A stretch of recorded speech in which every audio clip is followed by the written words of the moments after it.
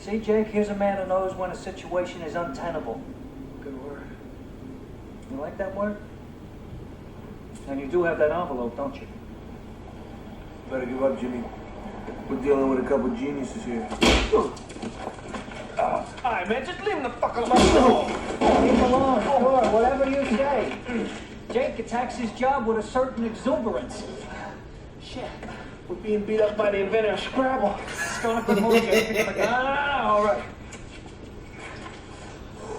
You want to envelope the hooker? She wanted to hook her, Joe. Shut the fuck up. Where is it?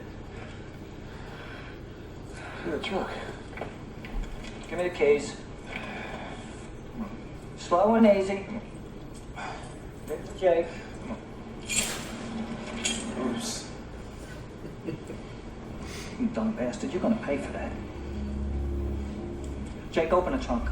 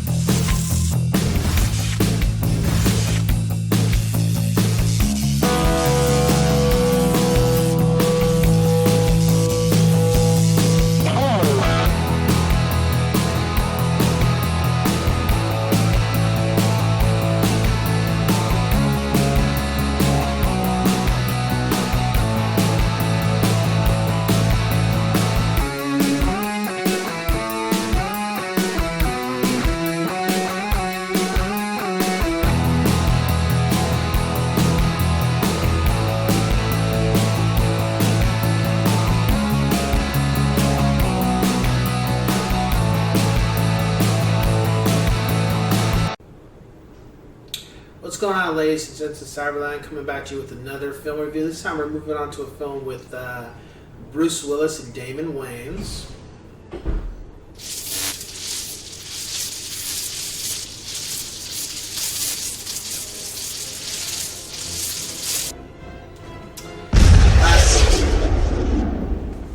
Now, The Last Boy Scout, I remember I was in Moreno Valley, and it was a summer, and it was on, I don't remember if it was HBO or Showtime. I think it was HBO. And, you know, I think I was taking a break from Nintendo at the time, or Super NES. I think we're on Super NES now. And the film was on, and my grandparents really didn't care about too much of films that I watched, as long as it wasn't, you know, sexual type of stuff. They weren't really concerned. And I sat down and watched the film one day, and it was very entertaining. The story is pretty much about a private detective who's really kind of, I would say, low-key, a heavy drinker, heavy smoker, kind of just kind of glides through life, I guess you can say. Not really cares too much about too much. His relationship with his wife isn't too great. His relationship with his kid or his daughter isn't too great. And he just takes jobs, and that's pretty much it. And pretty much as the film begins to progress or start, he's asked to do a job, and for the character Halle Berry's character, and of course in the process he meets Damon Wayans, who happens to be her boyfriend, and things go sideways. A couple deaths are involved, and we start to see Bruce Willis' character realizes that this was a professional hit, and there's a lot more nefarious stuff going on. So as the film progresses, you know, he and Damon Wayans start to form like a buddy cop type of situation, even though Damon Wayans' character used to be a quarterback, and of course he got kicked out of the league. And then we find out, you know, that there's some more underlying things with Bruce Willis' character and his character as we continue to go through the film. And then we start to see the main objective behind it, the person behind the curtain, the villain, and what's going on, and just why things are happening the way they are in the film. It's pretty much I would say not thriller, I would say a crime action film with some comedy elements, but mostly that's coming from Damon Wayans, which was great. I thought it was cool. As far as my rating, I would give it 5 out of 5 yes sirs. I loved it. It's one of my favorite Bruce Willis films. I can watch this film all the time, like the Die Hards. It's one of those films I can watch all the time. I think it's disappointing that there was never sequels made to it, because there should have been. But then I did some digging, and of course, I guess it was because the time it was released. But I'm like, then you guys should have released that at a better time of the year for it to make more money. I guess that just didn't work for the studio that made it. But I thought it was very entertaining. Villains wise, the secondary villain, this guy's name was Milo. It's an actor actually who passed away probably I think 5 or 6 years ago. He's also in Angels in the Outfield. He was menacing. He wasn't the main villain, but he was more menacing than the main villain.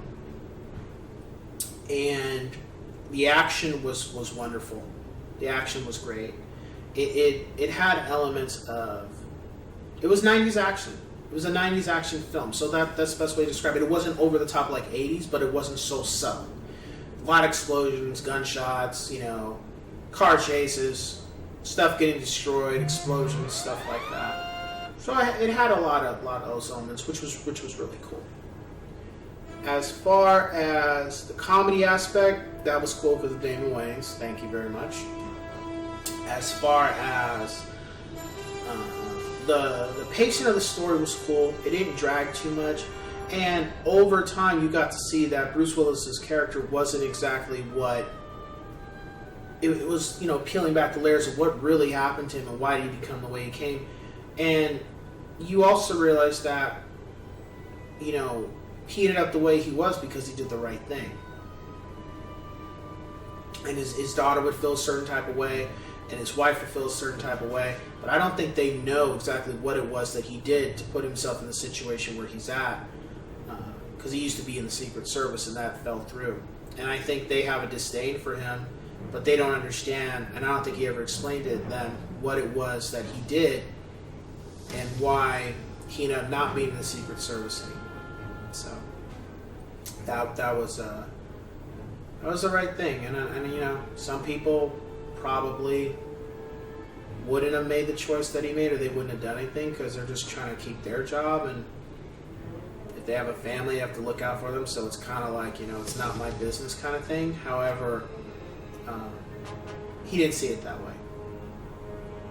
So if you liked the Die Hard films, especially 1 and 2, and 3 to an extent, I would say check this out. I don't think you would be disappointed. It also gives a little bit glimpse of what football might be like for people, what the league may have, just a little bit, not too much, just a little bit of certain things about maybe how sometimes things happen in the NFL. Not all the time, just maybe there are elements of it in there. So with that being said, I will catch you on the next one. Take care.